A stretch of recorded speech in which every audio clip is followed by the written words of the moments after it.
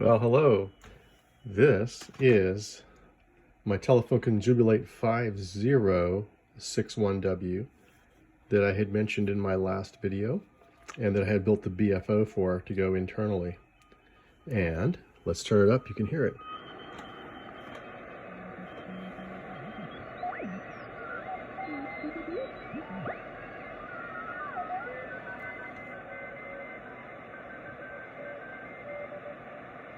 I haven't had it on for very long, just a few minutes, so there's still some initial drift.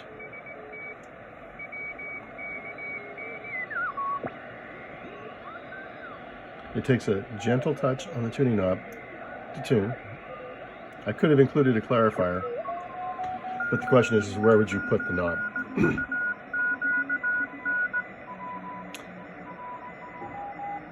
This radio was sold as working. I noticed from the pictures that it looked beautiful, with perhaps a need for some cleanup.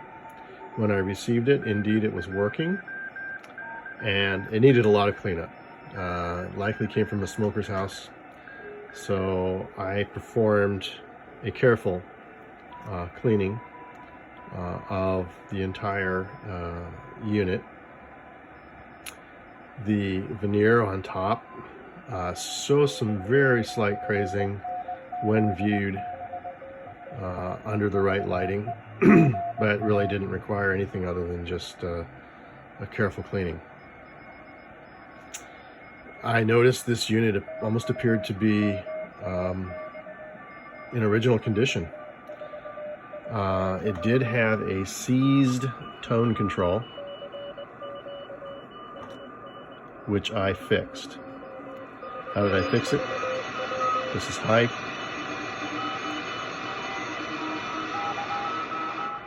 And then low. How did I fix it?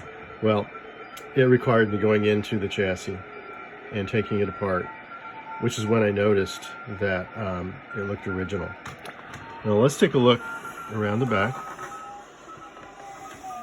You can see the veneer on the wood. I'm gonna bring up my tiny SA spectrum analyzer again to be able to show my BFO. And it's feeding into the antenna, so I'm gonna put it into the antenna jack.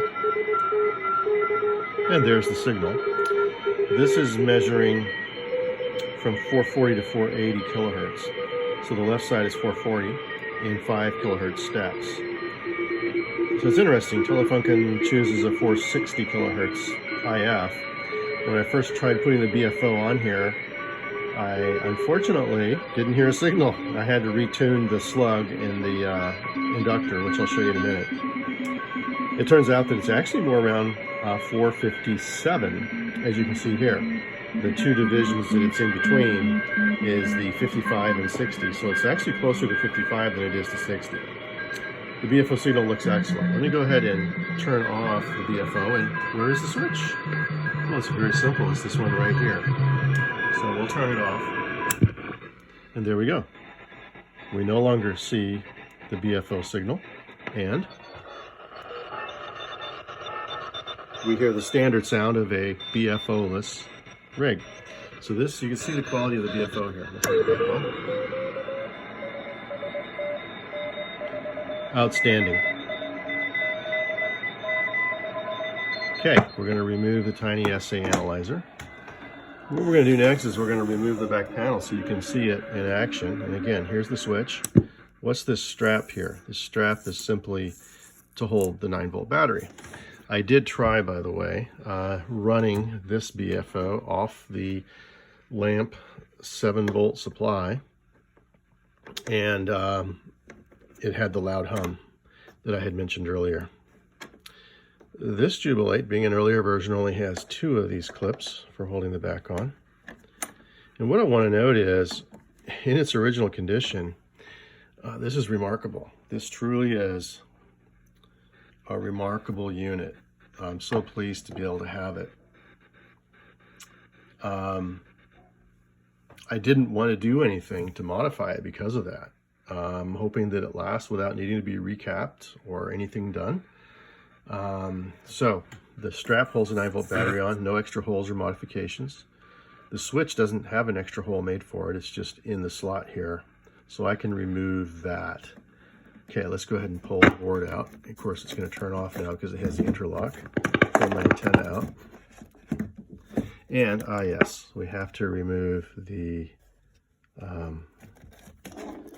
antenna here. This is the FM antenna,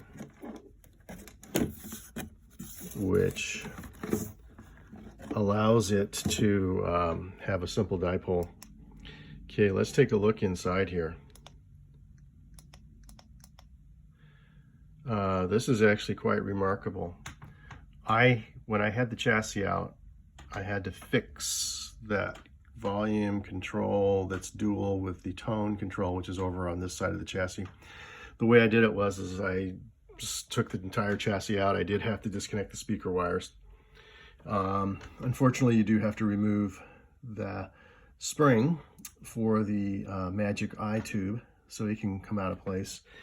And then the 4 screws underneath and it pops out. And once the chassis was free, it was full of dust and appeared to be absolutely unaltered original. Looking underneath, no changes. We have the original components here and the original capacitors, resistors. You can see some of the original capacitors right down there. So given that, all I did was a vacuuming and a blow dust cleaning. It does need alignment. As you saw, the 40 meter band is showing up around 6.5 megahertz, but I don't dare try adjusting any of these trimmers or any of the other components. I'm going to leave it just like it is. This is the most original operational Telefunken I have ever owned. So what did I do? Well, I have the BFO. There's the 9-volt battery. Here's the circuit you saw in the earlier video and the slug that allowed me to customize it for the radio. It turns out that all you have to do is adjust that slug for the radio for its IF. And I'm finding the IFs for each Telefunken I have is slightly different. But once that's tuned, it's solid, it's stable. Okay, so that's fed from the 9-volt battery, and then all I have is the injection back into the antenna point.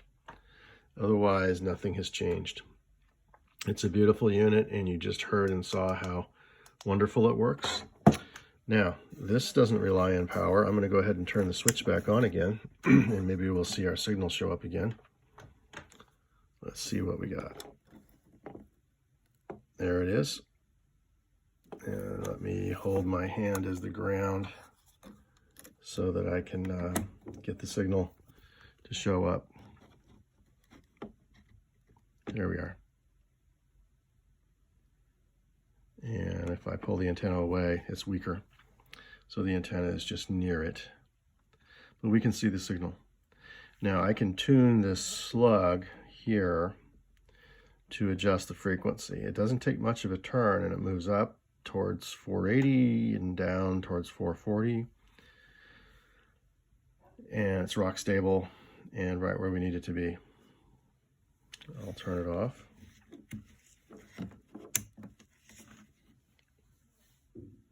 And there it goes. So I now have a Telefunken that is in original condition. The modification of adding the BFO didn't require any modifications to the unit other than soldering that wire, which I could unsolder if needed. But I think it's going to stay there, and I plan to keep this unit. And what a beautiful, beautiful radio.